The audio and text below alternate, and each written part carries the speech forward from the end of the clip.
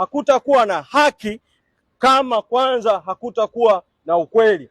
Kwa hatua ya kwanza ni kujua ukweli wa yote yaliyotokea, na huo ukweli usisubiri hiyo miezi mitatu. Vyombo vya kimataifa vije sasa Tanzania. Mwezi mmoja ni mwezi mrefu tayari.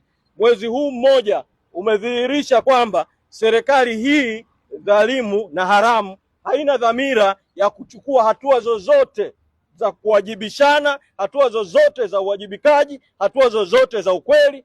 Vyombo vya kimataifa vije Tanzania kuweza kusaidia hali ya mambo ambayo bado ni tete na bado ni tata katika nchi yetu. Ni maelezo ambayo yanataka kupoza hasira za wananchi kutokana na uharibifu mkubwa uliosababishwa na kutofanyika kwa reforms za kuwezesha uchaguzi huru na haki kabla ya uchaguzi. Safari ya kutaka reforms kuwezesha uchaguzi huru na haki imekuwa ya miaka mingi, lakini katika miaka ya karibuni, mwaka 2021 tulianza safari baada ya uporaji mkubwa wa 2019 na 2020 wa kutaka reforms.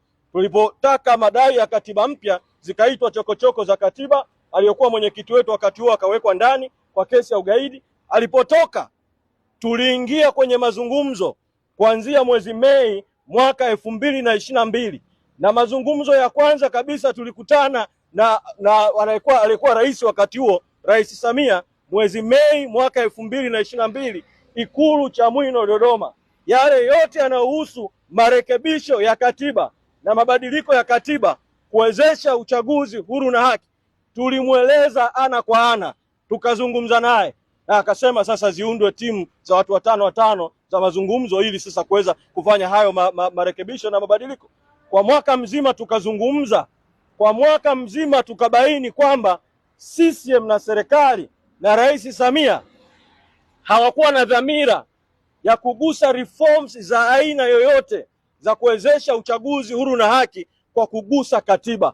Mazungumzo yakavurugika, yakakwama mwezi Mei mwaka 2023, ikiwa ni miaka miwili kabla ya uchaguzi wa mwaka 2025 na mwaka mmoja kabla ya uchaguzi wa mwaka 2024. Kwa mimi rai yangu kwa umma, msikubali uongo na propaganda zinazosambazwa na serikali haramu na serikali dhalimu.